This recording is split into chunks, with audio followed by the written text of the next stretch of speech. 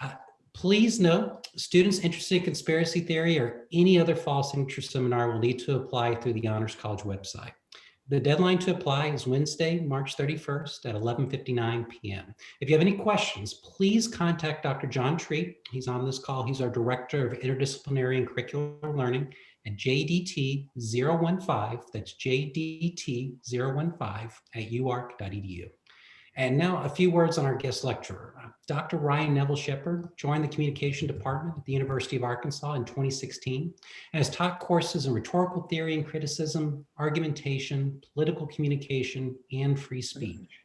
His research analyzes the ways that presidential rhetoric shapes public discourse, though he specializes in the ways that political outsiders gain influence in the political system. His published scholarship appears in journals such as American Behavioral Scientists, Critical Studies and Media Communication, Argumentation and Advocacy, Communication Quarterly, Southern Communication Journal, and the Western Journal of Communication. In recent years, he has been named the recipient of the Judith S. Trent Award for Early Career Excellence in Political Communication, the Eastern Communication Association Article of the Year Award, and the Aubrey Fisher Outstanding Article Award from the Western States Communication Association. Without further ado, let's welcome Dr. Ryan Neville-Shepard. Take it away, Dr. Neville-Shepard. All right, thank you. Before I get started and share my screen and then the PowerPoint presentation that I have, I do want to thank everybody for attending. I know that it's been very distracting with negative 18-degree temperatures outside and lots of snow and more snow to go. I want to thank Dean Kuhn for inviting me to give this lecture, but also the signature seminar. I want to thank Noah for your gracious introduction. I want to thank the whole team behind the honors seminars. They have done tremendous work at getting the word out about this seminar and about this lecture. And then I'd like to thank my department. I know that a number of my colleagues are here, and Dr. Stephanie Schulte, I think, was the first person to recommend me for this series. And so I am very gracious and grateful to have the opportunity to talk about some of the ideas that I love to research about. So with that said, I am going to go ahead and share my screen.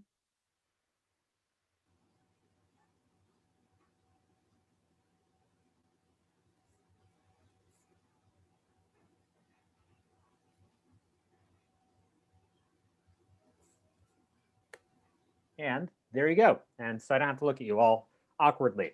So it has been about 6 weeks since we all witnessed the insurrection at the US Capitol, and we know that that event had massive impacts. It threatened to disrupt the peaceful transition of power that we grow to expect from the inaugural. There was property damage and probably costing millions of dollars, and we'll probably never know that final price. And unfortunately, there were 5 people who lost their lives in the incident on January 6th. We now know who was behind the insurrection and how it came to be. You heard last week during the impeachment trial that Democrats were pointing the finger at Donald Trump for leading an insurrection and inciting the attack. We know that there were people like the Proud Boys. We know that there were also a lot of Trump supporters who found themselves there and just went along with the crowd. And when we saw the pictures, we noticed that there was a large group there of people who were supporters of the QAnon movement. On the right side of the screen, you see somebody who self-identifies as the QAnon shaman. And so we know that conspiracy theories matter. We know that conspiracy theories have changed our political arena in the last year, and now it seems a little bit easier to convince people that we should study them. And that's why I'm here today to try to put a plug in for my signature seminar about conspiracy theories. And I think QAnon is a fringe movement. It's a conspiracy theory that focuses on a shadowy group of, and forgive me for saying these terms, pedophile cannibals who are running a sex trafficking ring that Donald Trump will eventually break up when the coming storm arrives. This is a movement that has become mainstream. And this seminar series is not trying to understand necessarily QAnon, but more so how we got here and where we go as a society from this point forward. And so I really do think that we're going to be answering some of the basic questions that this seminar will answer today. And that is, what is a conspiracy theory? How do we define it, and how do we know it when we see it? We'll also understand today what impact conspiracy theories can have on society. We want to understand what makes somebody inclined to believe in conspiracy theories. And then finally, why conspiracy theories go mainstream and what we can do about it. So with that said, how do we define a conspiracy theory?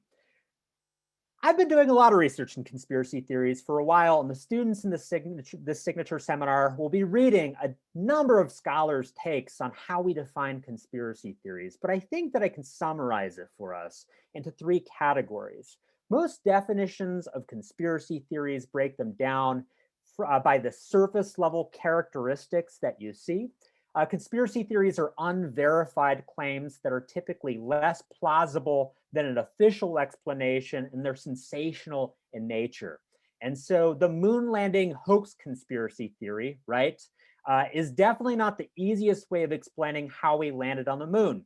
It says that there is a Hollywood studio in Area 51 where we faked the moon landing and had a number of people, thousands of people, especially those in NASA, involved in faking the moon landing to throw off the Soviet Union.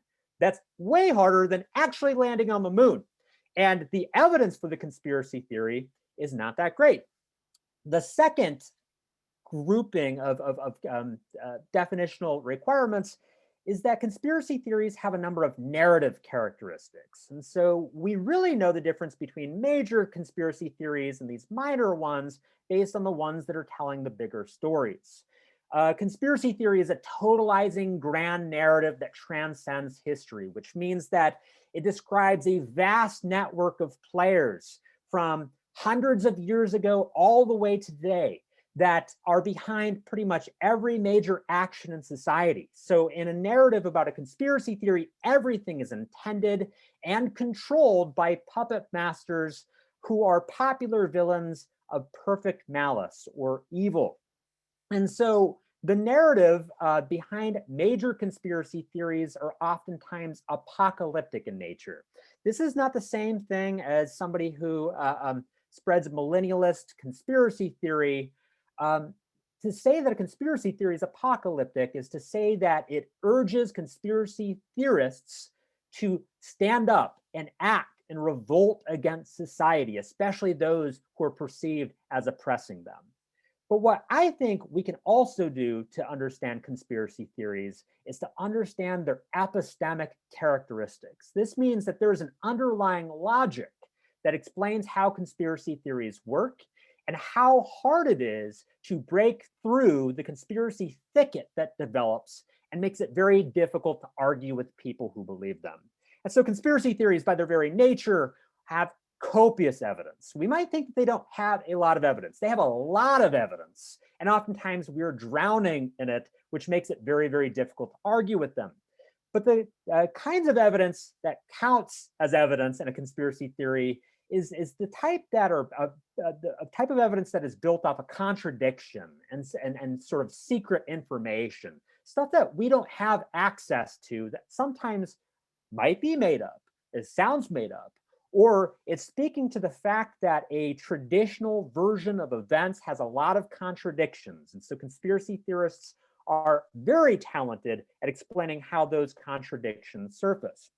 Conspiracy theories also have gigantic leaps of logic. When I teach conspiracy theories, I oftentimes ask people who believes in one or is at least sympathetic. And I will say that most hands go up, and most people will reveal that there's something that they find a little bit too appealing to just automatically dismiss. Well, conspiracy theories always have a jumping off point, which means that you might be listening to versions of the narrative, and then all of a sudden it's asking you to believe something that is a bridge too far. And so those who subscribe to the anti-fluoride movement, for instance, will often talk about how industrial chemicals are harmful, how they've been squeezed into toothpaste and a number of other products that we consume. We'll talk about environmental pollutions and toxins. And most people who are environmentally friendly or environmentalists at heart can sort of agree with a lot of that. But then eventually, all fluoride conspiracy theories come to the idea of Nazi mind control. And that's where the huge leap of logic happens, and most of us don't make that jump with a lot of conspiracy theorists. And then finally, conspiracy theories can be defined by their self-insulating qualities. That essentially means that every time you try to disprove a conspiracy theory, the evidence that you present is more evidence for the conspiracy theory. So they become very, very difficult to counter if you don't believe in the conspiracy theory. So all that's to say that there are minor conspiracy theories and there are major conspiracy theories. The minor conspiracy theories, sometimes scholars call them petty conspiracy theories, are mostly unimportant. They're limited in scope. They're not talking about all these networks of evildoers. They're odd, to be frank, and most often we don't take them seriously. So two examples that I have here on this slide are the reptilian conspiracy theory. I wish that I could say that this is totally unimportant, but there are people who believe that humans are secretly, or many of them are secretly, a reptilian alien species that is trying to take over the earth. Pretty much anybody famous is supposedly a reptilian, according to this conspiracy theory. Most of us don't think anything of this because there's not convincing proof for it. There are some people out there who continue to email me or sometimes show up in places where I'm speaking who might believe in the reptilian conspiracy theory, but you won't find this in any kind of poll that's trying to gauge what people believe in for conspiracy theories, because we're talking less than 1% of the population. There are a number of conspiracy theories about popular figures who were supposedly dead and replaced by a body double. Paul McCartney is one. Avril Lavigne, the singer from the 1990s, is supposedly replaced by a body double. These are minor conspiracy theories. These are not things that are going to change our life, but there are a number that will. And so I really say that what we're seeing now in the QAnon conspiracy movement comes from a number of other conspiracy theories that got very, very big. And so on the far left of this screen, you see John F. Kennedy, of course, and his final ride in Dallas. This really led to a big movement of conspiracy researchers who found each other and really participated in a cottage industry of conspiracy theories revolving around JFK's death. I think this is very important because this is where conspiracy theories not only become mainstream, but then create all these networks where researchers and amateur experts are together to talk about alternative narratives of how the world works. I think in 2001 or later, right around 2003, we see the 9/11 truth movement form around the terrorist attacks of September 11th. That too was a very, very big conspiracy theory that produced what we would now call a truth movement, which is not just a conspiracy theory, but a number of radical or fringe protesters who use the conspiracy theory to form the heart of their political movement. And so on the far right, we see something similar. This is recent enough that most of us understand that there was a massive conspiracy theory around Barack Obama that formed around 2008, where a number of people were spreading rumors about his birth and his religion. And one of the people who was doing that was our former president, Donald Trump. And so when I teach conspiracy theories, a number of people will sometimes ask, why do they matter? I think after witnessing the insurrection on January 6th, we have the answer to that question. But I think that it's best to break this down into the ways that conspiracy theories impact us in ways that are a little less obvious. Conspiracy theories, especially when we're surrounded by them, can impact our beliefs or what we consider to be true and not.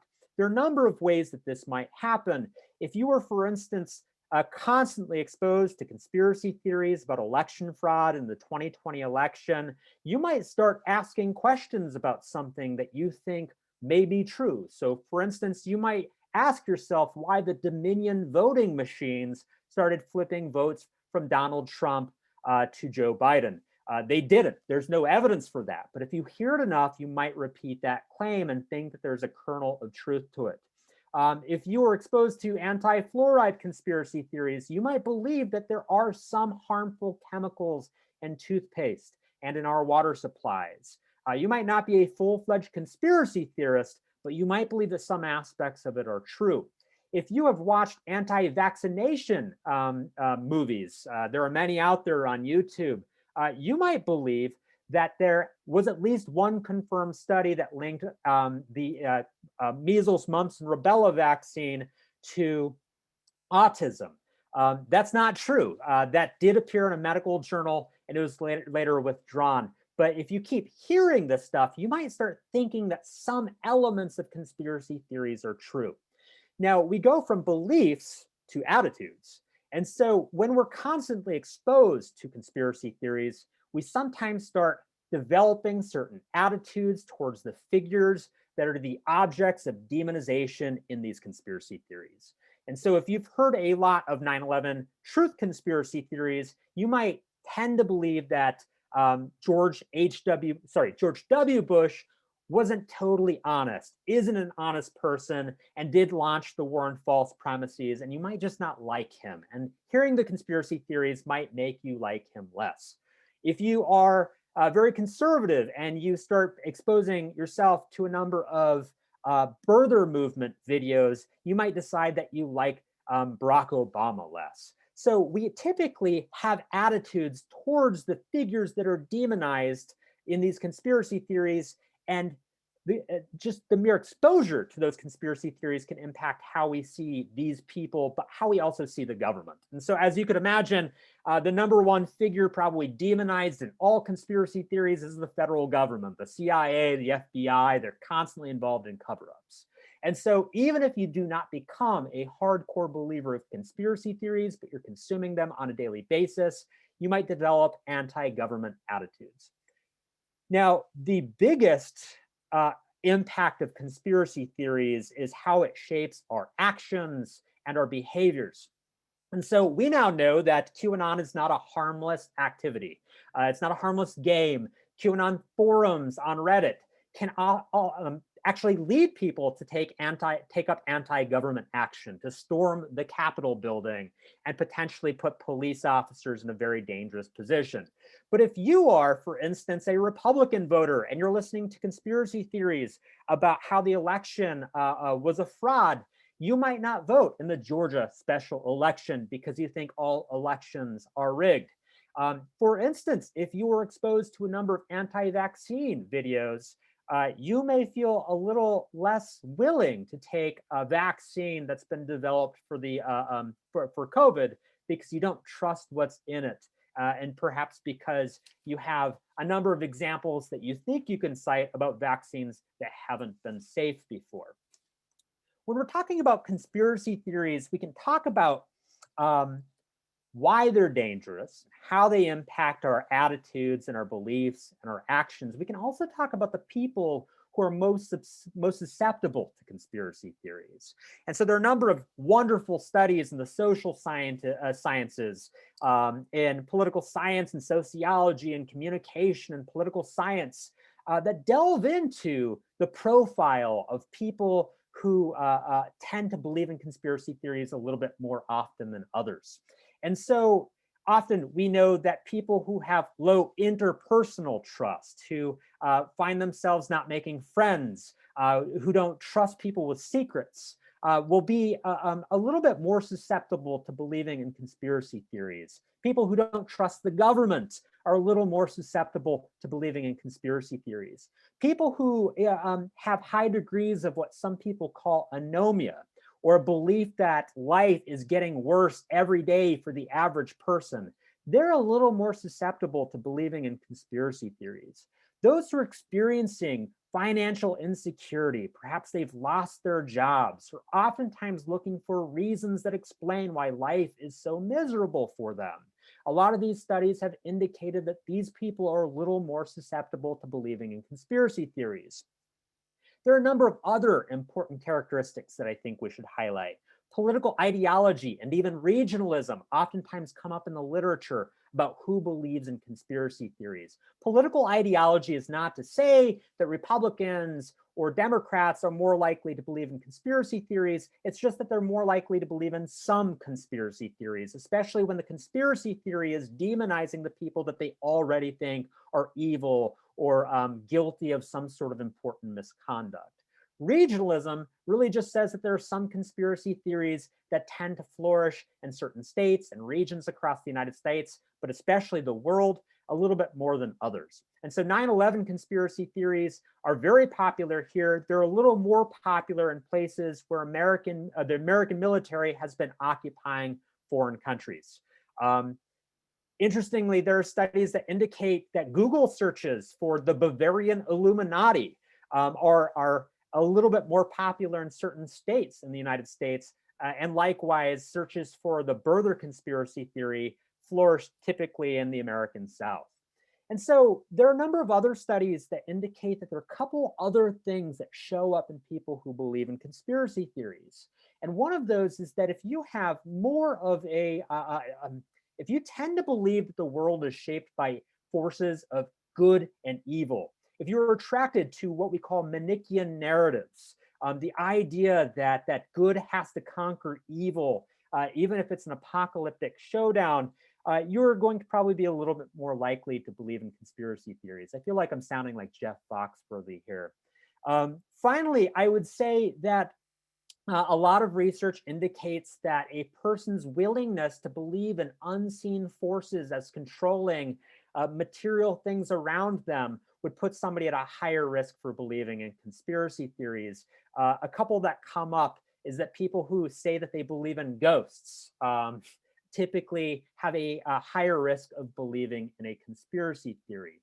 And so we can move from what conspiracy theories do to us and which of us are a little bit more susceptible to conspiracy theories to why people believe.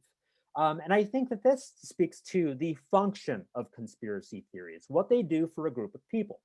Now, some of this research comes from, I think, one of the most important studies in the field.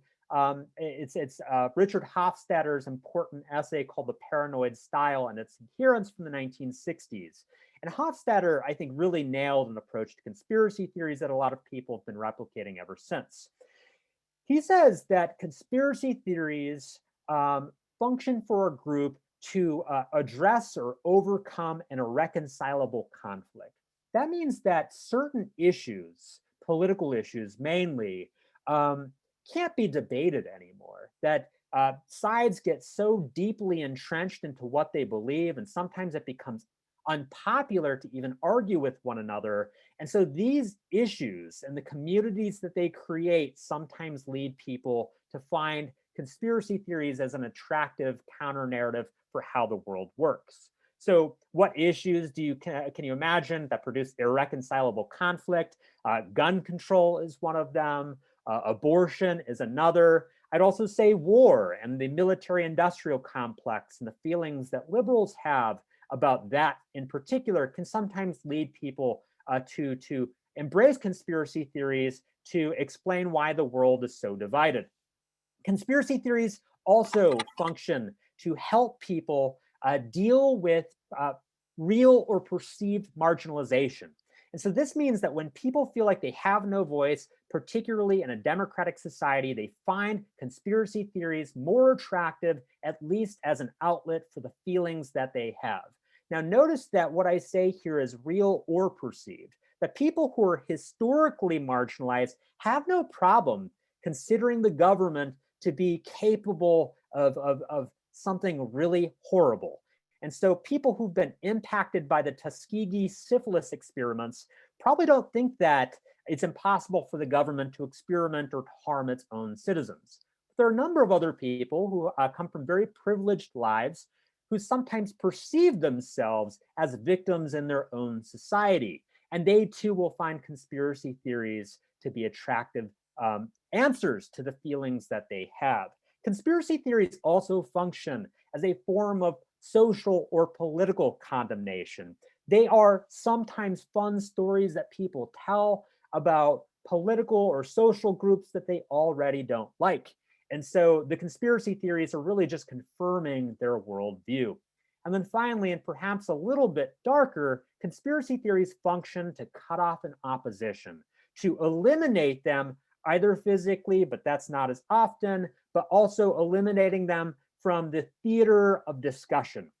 And so in politics, where conspiracy theories flourish, particularly within certain enclaves, liberals or conservatives, conspiracy theories justify why we should not be crossing the aisle to work with the other side, because it portrays them as too evil to trust. And so it justifies our polarization.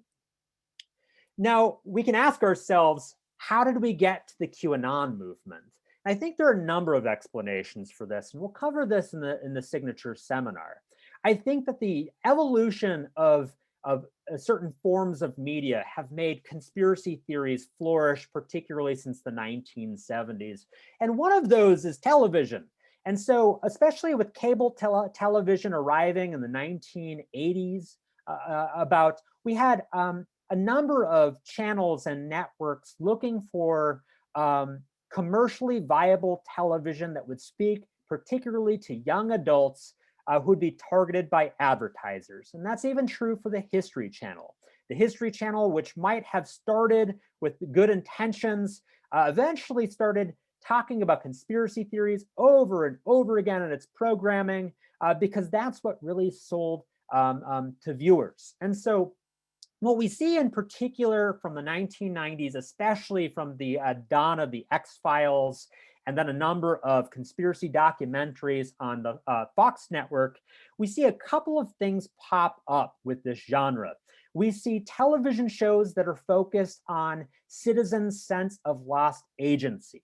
The narrative in all of these shows tends to talk about a citizen who somehow has lost in a power struggle, either to demonic forces or to a government that has grown too powerful, or perhaps corporations that have dominated people's lives. These kinds of evildoers are lurking in every single one of these stories, which speaks to a sense of lost agency.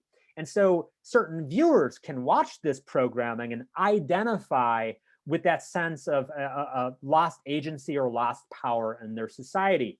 And they tend to repeat some of these stories, and they tend to give more viewership to these stories, so they become commercially viable and then amazingly successful, and they surround us with this kind of content. But also, this kind of content introduces a very different way of making arguments and of knowing the world. And so, especially in these documentaries that appear on Fox and the History Channel, but also even the X-Files, we get a sense that all texts, all events in the world are open to interpretation. You hear this from QAnon supporters when people will ask, do you really think that Democrats are made up of baby-eating pedophiles? And people will say anything can be true. Well, not anything can be true, but according to conspiracy theories, everything is an open text. And so we should always suspend our judgment according to these conspiracy theories and be open-minded to anything that we hear. That's going to be problematic, especially by the time the internet arrives. Conspiracy theories are also in these television genres introducing a form of narrative intertextuality, which means that if you like conspiracy theories and you watch more and more conspiracy entertainment, you start to see how everything is connected, and everything connects back to the CIA, and everything connects back to the JFK assassination, and all of that connects back to the Bavarian Illuminati and the anti-Mason movement. And so people who start getting into conspiracy theories start connecting the dots between all the narratives that they've heard, and they start, in essence, interpreting events as an open text with all the conspiracy knowledge that they have.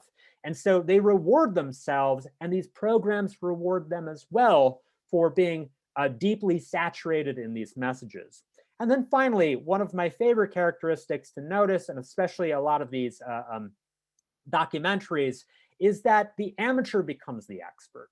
And so not only are we rooting for people who are like us, like Mulder and Scully, who are taking on the world, but when we're watching these documentaries, we learn that anybody can become an expert. Often these people are interviewed and they're not PhDs with history degrees. They're oftentimes have the title of moon landing hoax investigator or JFK assassination expert. Those aren't jobs we can apply for. They are perhaps a form of expertise that you might hone by doing that kind of research in an academic setting, but conspiracy culture says that anybody without any kind of formal education can become an expert about history. And so what I indicated was that this gets a lot messier, especially with internet culture. And I think that this is one thing that leads us to where we are. Conspiracy theories really flourished in the 1990s, especially with the TWA Flight 800 conspiracy. A number of scholars reference this as being the first major conspiracy theory of the internet era. I think that Loose Change, that appears around 2003 and then has several editions, probably for 10 or 15 years, is another prominent example of what happens when the internet introduces everybody to conspiracy culture. Internet technology was supposed to democratize media. It meant that you and I could write books and publish them very cheaply. We could use our cell phones one day to record a movie and to splice it together in very cheap editing software on our MacBooks. But all of that meant that a number of people with fringe ideas could create movies that were highly entertaining and were completely false. And so what we saw with the rise of the internet was not only a publishing scene, but also a movie production culture, especially on YouTube, where a number of people could quickly make documentaries about historic events that we don't quite understand, and then provide a conspiracy explanation in response. So this led to a number of really tough things. It led to information overload, where we are constantly surrounded by conspiratorial explanations for how the world works. If we were to investigate what we were seeing because we were thinking that it was too outlandish to be true, we would find websites with a number of hyperlinks where we would go down the rabbit hole of conspiracy theory. There's essentially no way out when you start researching conspiracy theories on the internet. And all this, I think, does what a number of scholars say is blending fact and fiction through a hyper-real text, which essentially means that when we watch Loose Change, we can't tell what is footage that is produced by the conspiratorial documentary people and what's actually news coverage. And so anytime that there is a mass shooting in America, if you go to YouTube in a couple of weeks afterwards, there's usually a 10-minute to 60-minute documentary that's automatically been created by somebody out there, splicing together InfoWars and ABC News coverage to make it look like the mass shooting was a false flag operation staged by typically a liberal government to take away firearms in America. And you can't quite tell what's different between ABC News coverage and perhaps some of this other coverage, or at least the average person wrestles with this. This also produces a number of stars. And so whereas in media, television media, to become a star, you had to have close relationships with the production studio. Once the internet and YouTube came around, people like Dylan Avery, who produced Loose Change, could become a star. People like Jerome Corsi, who is almost self-publishing his books about Barack Obama and his birth certificate, could be a conservative star and a frequent guest on Fox News. And then last but not least, people like Alex Jones can create their own dominant network focusing on conspiracy theories that is launched predominantly online. And so what I think the internet culture does that explains the rise of the QAnon movement is it really produces a really interesting culture that I call sleuth culture. Online sleuths, where average citizens become privatized to investigate counter narratives of what actually happens in the world, especially after these tragic events. I already indicated that mass shootings oftentimes give rise to mass shooting videos, and I have a few examples here for you that were quickly produced and received millions and millions of hits. These are not slick videos. They are not compelling arguments, but they're amazingly popular online. They're oftentimes really just taking pictures from one mass casualty to another and then comparing certain people standing there, as you see on the right side, the image on the right side, and then insinuating that the whole event was staged by a number of crisis actors and the government. Sleuth culture means that the conspiracy entrepreneurs who exist out there, the people who are making money and producing the most popular content, encourage people like us to go out and find the facts themselves. This leads to some really harmful things. And so if you are aware, there are a number of lawsuits occurring right now between Sandy Hook families and a number of conspiracy theorists, because the text that they created, the videos that they created, led people to go to Sandy Hook, to knock on doors, and to accuse parents of faking their children's deaths. This kind of behavior is widespread now. People stalking innocent victims of real life tragedies, accusing them of being in the conspiracy theory. So I asked you, what from here? What do we do about conspiracy culture? That's going to be one of the dominant questions in this signature seminar in the fall, because there's really no simple solution. But I think one of the solutions stems from how conspiracy theories suddenly go popular. And conspiracy theories go popular because of what we often can call conspiracy cascades. Cass Sunstein, an amazing scholar I think he has taught at University of Chicago and Harvard Law, was in the Obama administration, has done a lot of really important work about fragmentation and polarization and conspiracy culture. And he proposed a term called conspiracy cascades, how conspiracy theories flourish and how they become extremely popular. And he says that conspiracy cascades form. And when I'm talking a cascade, think of a waterfall. At some point, you can't stop the water. And at some point, the conspiracy theory is going to flow in a way that it cannot be stopped anymore. And according to Sunstein, this happens as more and more and more people start believing in conspiracy theories.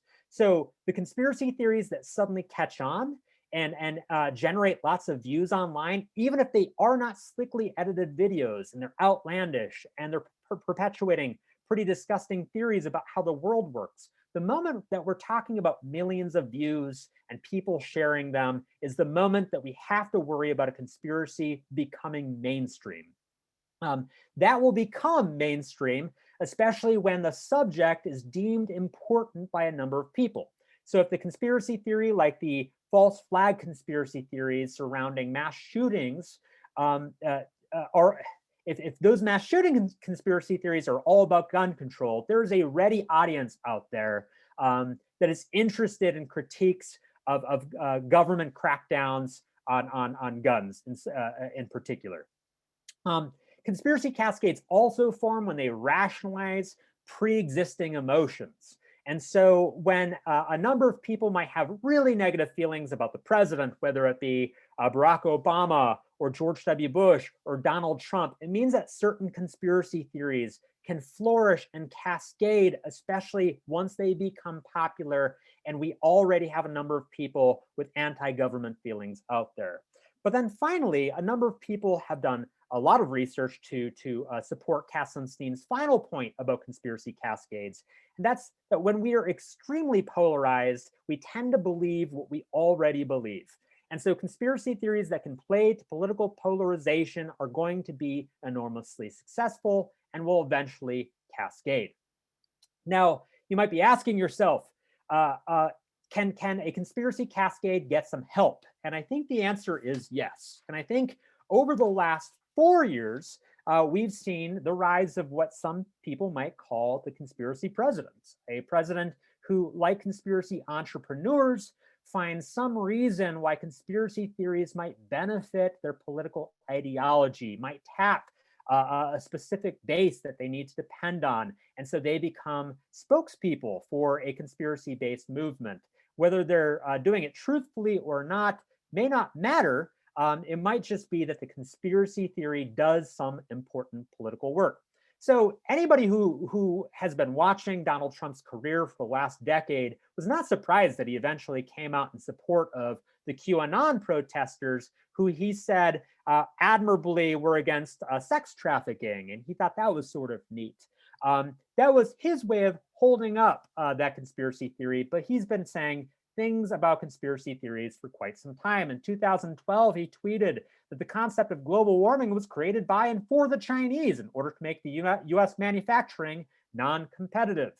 In 2012, he also came out as an Obama truther, stating that he had extremely credible evidence that Barack Obama's birth certificate was a fraud.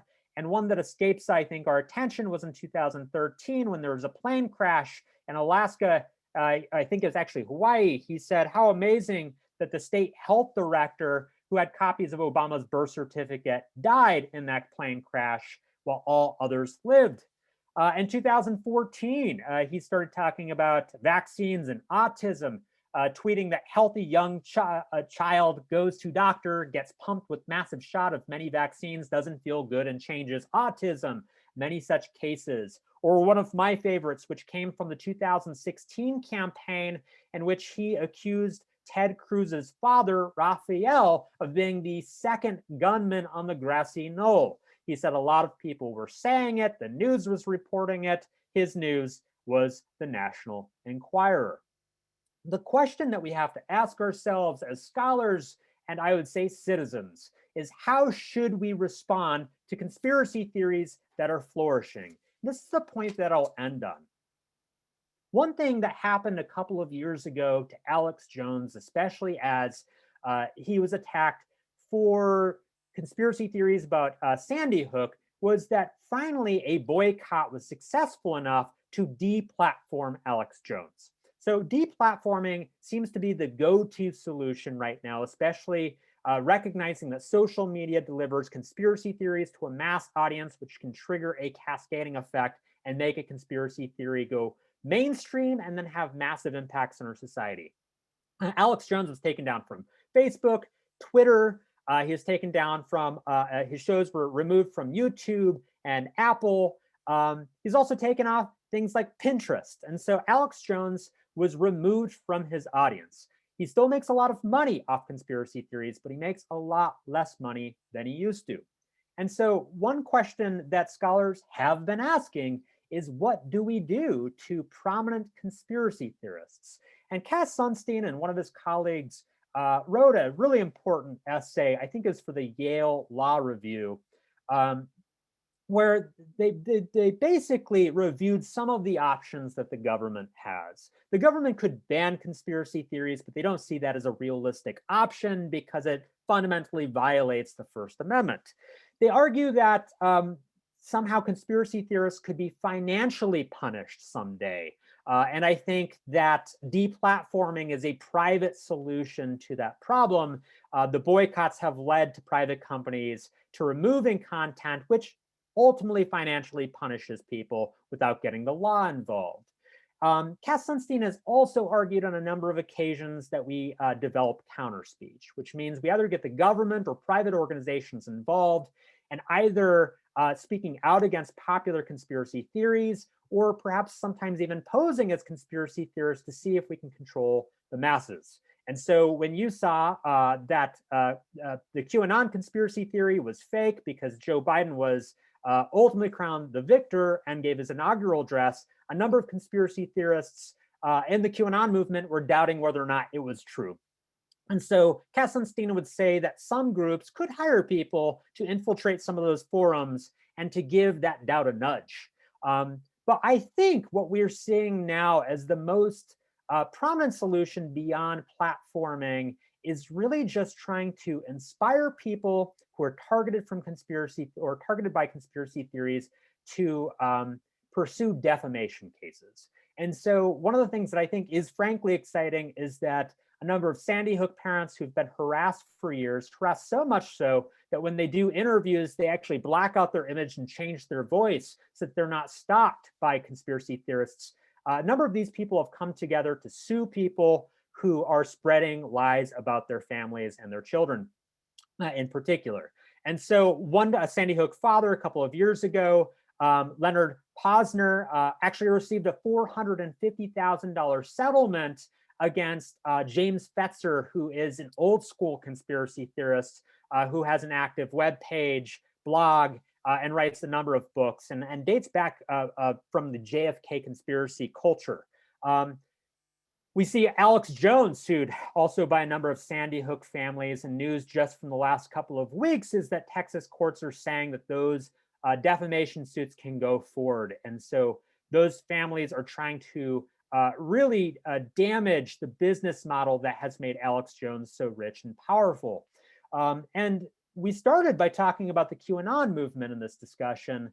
A number of actors, specifically Dominion voting machines, and I think it's Smartmatic voting machines, have decided that they will sue the major spokespeople for the election fraud conspiracy theories for defamation.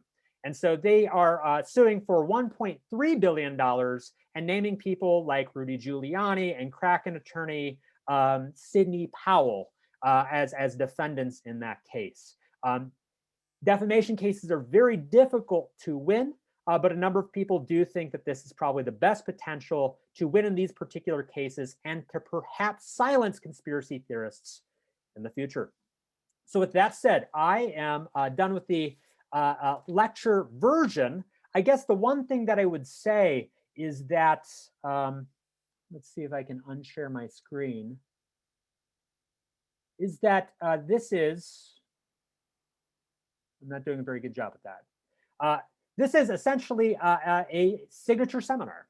And so what we're going to be doing in this class is understanding how to answer some of the basic questions that I introduced in this lecture, but also trying to figure out how to respond as a society. We will be spending week to week understanding how people define conspiracy theories, how they evolved in the modern media culture, how people are certain people are impacted, and how society is responding. We will probably develop a podcast series that I'm hoping to develop that can provide some counter information out in the podcasting world that can really break down some of those questions and provide basic information to people who are trying their best to understand how to respond to conspiracy culture. So with that said, I think that we can move to questions. Thank you so much, Dr. Neville-Shepard. We have two of our Honors College ambassadors, Victoria and Julia. They'll be handling the Q&A. So Victoria and Julia, we'll take it away.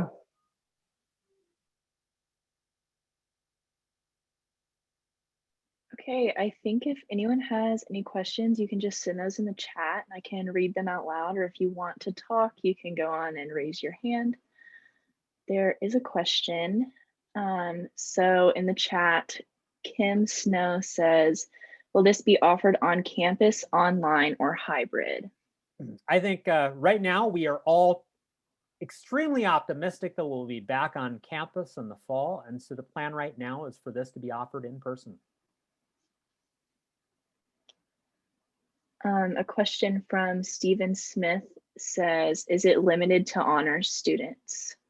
I think Noah Pittman can respond to this a little bit better than me. My impression is yes, it's limited to honors students, but I do teach a non-honors version of this class typically every May in a 2-week intersession. It's a very different version of the course, but it will get to some of the similar questions. Noah, do you want to answer that as well? John, do you want to just explain? Yes, at present, these courses are limited enrollment because we want to make sure that people get one-on-one exposure to the instructor, so they are limited to honor students.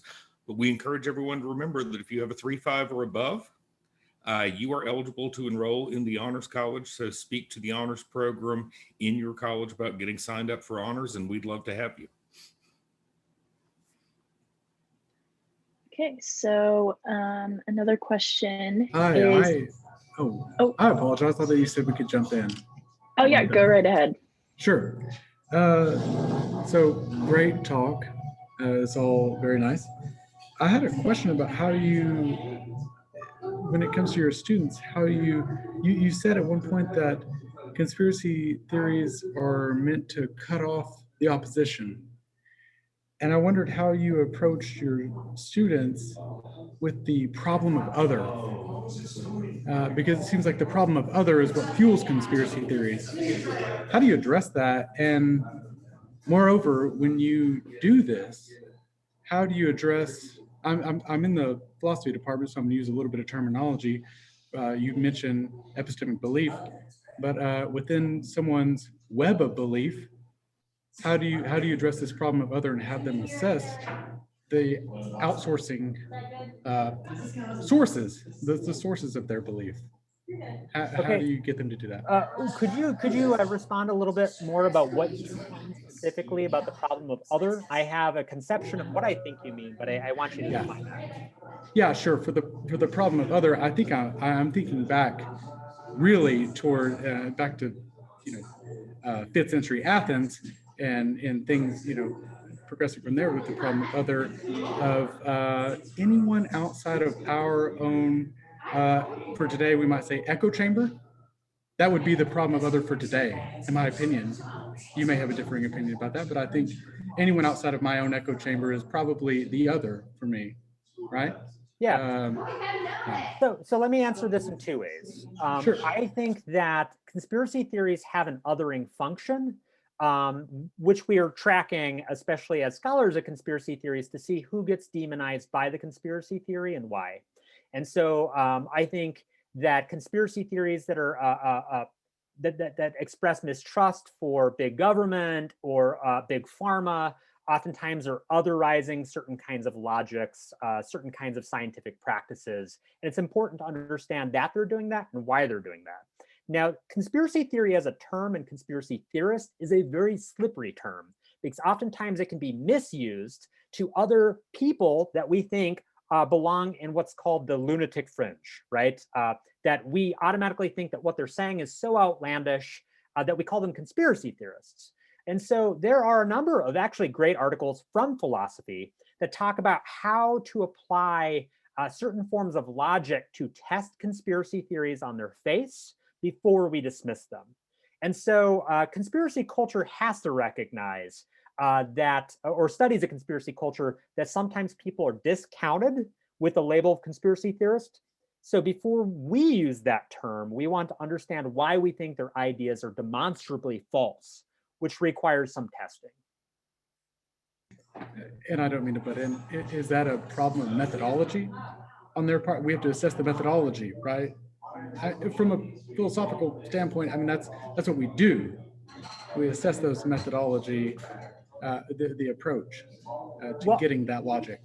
If you're asked, I guess what you're asking me is, so as an instructor, what I would say is before we call something a conspiracy theory, let's understand the components of its narrative and its fact-based claims.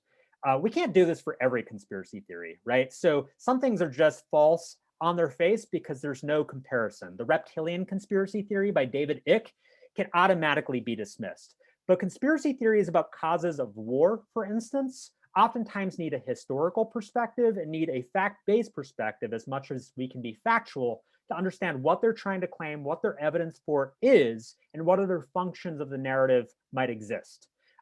Once we get to that point, we can sometimes dismiss the conspiracy theory. There's a great, I'm trying to remember, there's a philosopher, I can send you this piece if you send me an email, a philosopher who studies specifically conspiracy theorists, and he develops a number of analytical strategies that students can take, and I always have a unit on this, that tries to apply certain forms of logic to understand which conspiracy theories we can scrap and which ones we have to seriously entertain sometimes. So even Watergate was a conspiracy theory at one point. It could have been easily dismissed, but as it made a better and stronger case, it eventually became mainstream knowledge.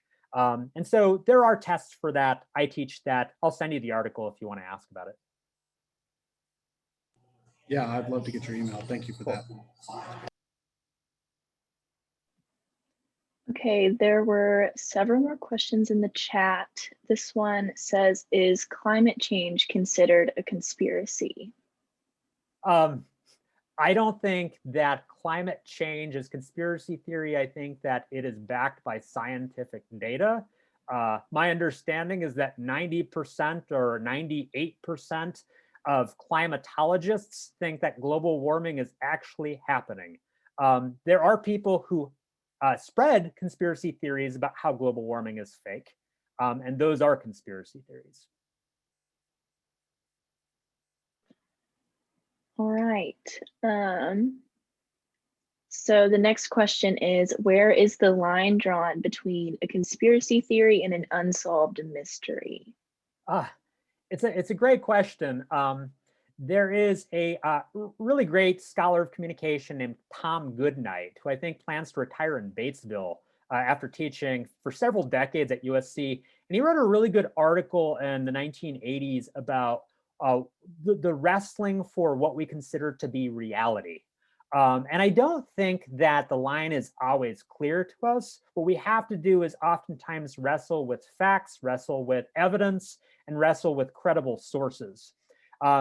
One's credibility oftentimes points to whether or not they're a conspiracy theorist. So I think in the conspiracy theories about the election fraud that Donald Trump was perpetuating in the 2020 election, when you saw Melissa Carone speak in Michigan, she was the person with the blonde bun in her hair.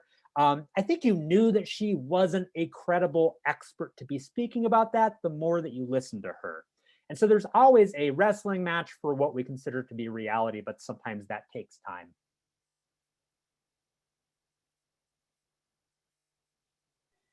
Another question is, what's the relationship between conspiracy theories and the maintenance of power?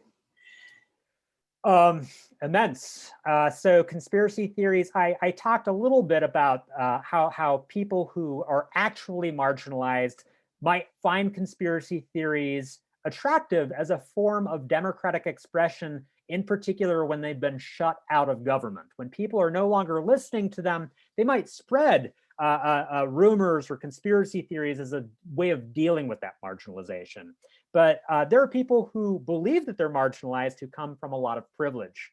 And so conspiracy theories that they manufacture and try to spread are sometimes trying to concentrate the power that they have. And so I think of a number of wealthy white people who are basically saying that the election was stolen. Elections happen, sides lose, but talking about an election being stolen is a way of concentrating one's power and concentrating one's political base, which might give them an opportunity to run in re-election and have or tap a base of supporters that might be donating time and money to their campaign. So power is preserved and power is challenged by conspiracy theories. Power doesn't function the same exact way for all conspiracy theories and conspiracy theorists. So the next question says, have any ideas been considered too far-fetched in these conspiracy theory groups? I can't see a way that anyone in these groups could doubt or reject a new idea that gets introduced. There's a really interesting viral clip of Alex Jones from a few weeks ago where QAnon supporters were calling into his show to talk about why their theory was wrong and why I think it's March 6th is the new date that the storm is going to arrive in the Capitol and Donald Trump will become president. And it went viral because Alex Jones had a meltdown, right? He said, everything that you've said is wrong, and everything that you're saying to back it up is wrong. Everything you're saying is just sheer fantasy. That suggests that even people within these movements don't agree with the other people. So what started as a 9/11 truth conspiracy theory and the loose change video eventually became a super anti-Semitic conspiracy theory by the time that the 7th or 8th edition came out. Those people have very different versions of the conspiracy theory that early adherents don't really subscribe to at all. So yeah, there are things that are so outlandish that even hardcore conspiracy theorists don't believe them.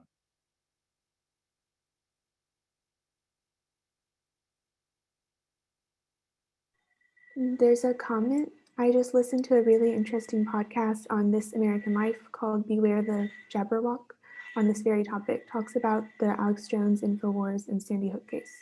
Yeah, so I highly recommend that as well. I think that was a rebroadcast, I believe, from probably a year ago or 2 years ago. But it goes into sort of the family pain of Sandy Hook families. And then it also goes into a long history of where Alex Jones came from and how he went mainstream. So that was This American Life for those of you who are listening. And I think it just aired this past week. All right, the next question says, How do you maintain a balance between suppressing conspiracy theory and freedom of speech? For example, when the doctor in China spoke out about COVID, it could have been branded as a conspiracy theory. So this is super messy. I think that you heard me talking about defamation as being a response to conspiracy theories that I'm excited about, or at least lawsuits about defamation. Why I'm personally excited about that is that it would go to a courtroom, right? And so it'd be a jury of your peers and you have to defend yourself. I think that's good. I think deplatforming gets very, very messy. And so one thing that I think Twitter and Facebook is discovering is that there are a lot of mainstream people with really fringe beliefs that sometimes they're talking about all the time. Sometimes they've talked about just a couple of times. And it gets very confusing about who gets deplatformed, how long they get deplatformed, and when we might let them back. I do think that there's some trouble with banning Donald Trump from Twitter. And even if he comes back and becomes president again, Twitter's now saying they will not put him back on. I think under any condition. I don't know if that's a good thing, especially if you believe in the marketplace of ideas and free speech. But I don't really have the answer to that question. I think that that's a question that we as a society are going to hash out. The next question is for QAnon believers, what is their understanding of who Q is? Oh, so Q, this has a lot of layers, but my best impression is that Q is apparently a code for somebody who is an inside source in the military and in the administration who is doing what's called Q drops. Every 2 or 3 months, they drop some information that is predicting what's going to happen in the future. And then eventually, according to QAnon supporters, that premonition is true. There's a lot of evidence for it, and they wait for the next Q drop. Q is supposedly somebody who's high up, who has knowledge of the inner workings of Donald Trump's secret mission to out the evildoers in the Democratic Party and society at large. So think of a government insider. The next comment says, deplatforming is effective, but gives a lot of power to private individuals. How do we address that issue moving forward? I think one time, some people are talking about perhaps making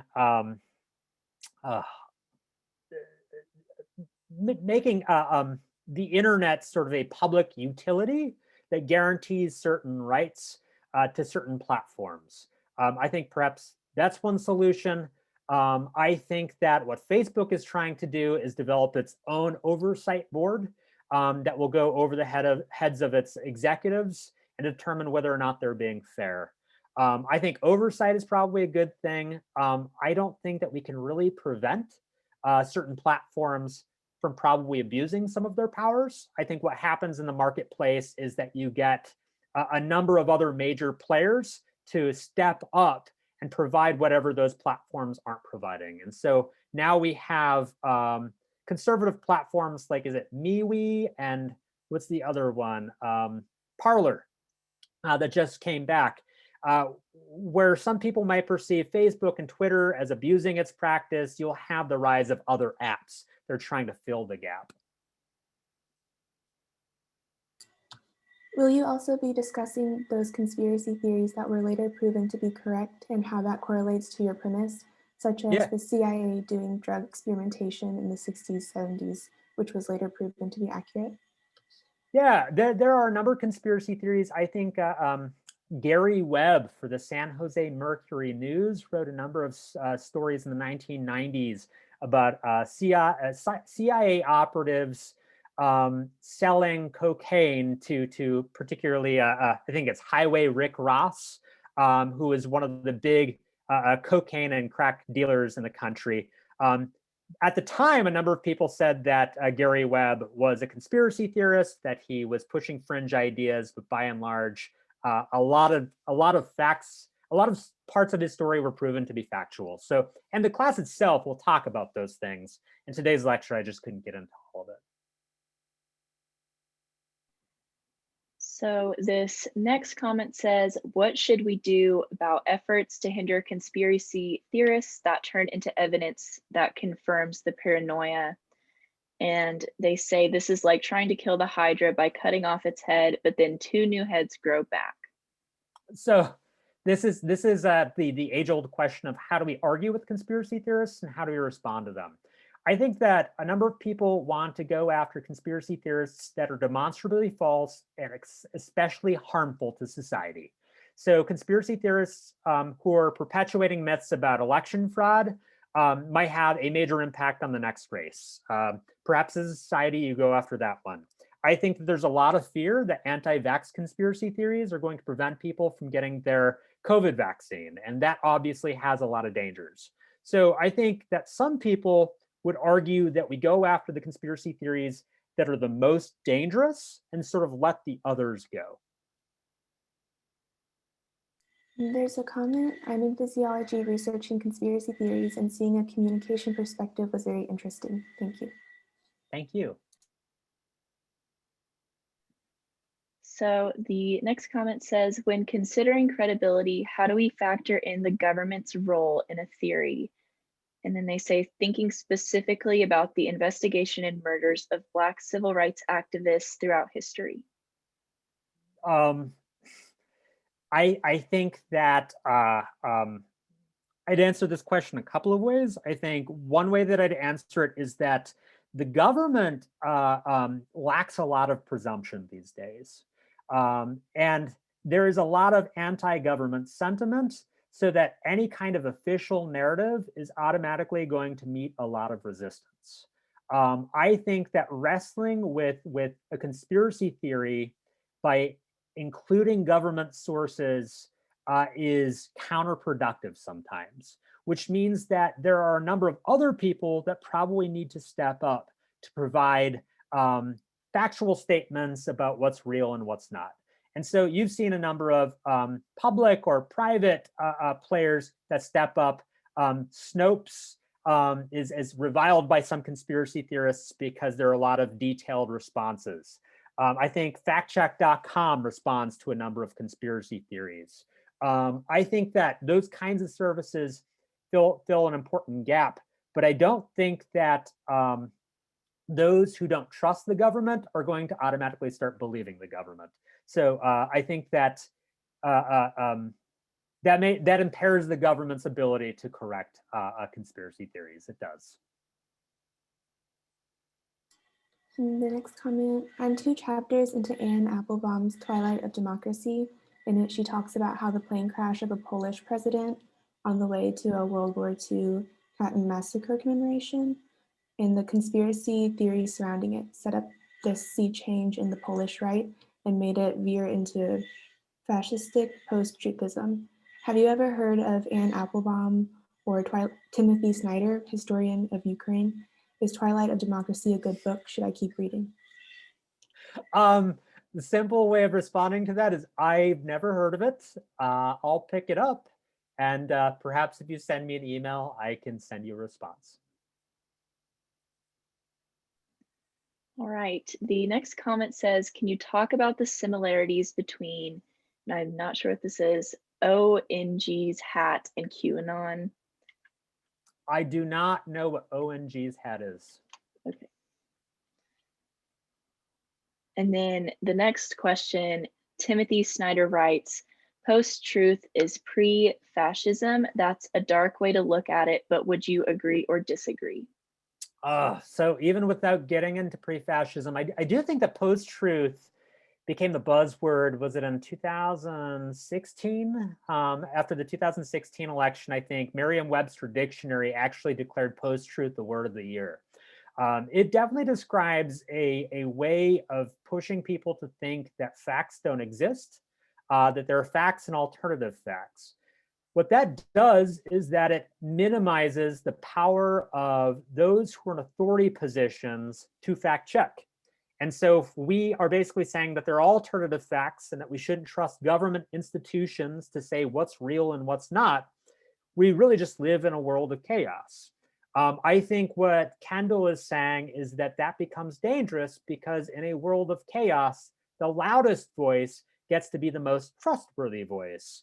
And I think that that definitely does give rise to a form of fascism, although a political scientist might want to debate the definition of fascism. But post-truth definitely does give rise to, I'd say, strong authoritarian-minded leaders who can say, don't trust anything or anyone else except for me. Those two are definitely connected. The next question, should we put harsher regulations on social media platforms since they aren't peer-reviewed or less? That's an answer for citizens, consumers of the internet. I think that I definitely wish that every conspiracy theory that's quickly developed doesn't circulate and go viral on social media.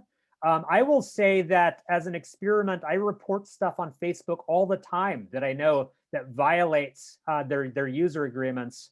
And I always get a response back within about 10 or 15 minutes that says that whatever I was complaining about didn't violate their user agreements and they won't do anything about it. So I do think self-regulation doesn't seem to be working on these platforms. I think that I can go on YouTube and find any conspiracy video that I normally use to teach this class under a different name. And it oftentimes generate thousands and thousands and thousands of views. That kind of regulation doesn't work. So when you talk about harsher regulation, that would probably be a form of government censorship that is possibly a slippery slope. I guess what we want is these platforms to self-regulate, but I think the simple answer is that they're not doing it. And when they say they're doing it, they're not doing it well. All right, I think we can maybe take one more question and we need to wind down because we're running over time. Thank you everyone for such a lively Q&A tonight. And Julia, Victoria, y'all want to pick one last good one? Yes, there's actually only one question left, so that's perfect. It says, believers of conspiracy theories live within our communities, so what can be done to combat misinformation on a local level? And a great conclusion. That's a great conclusion.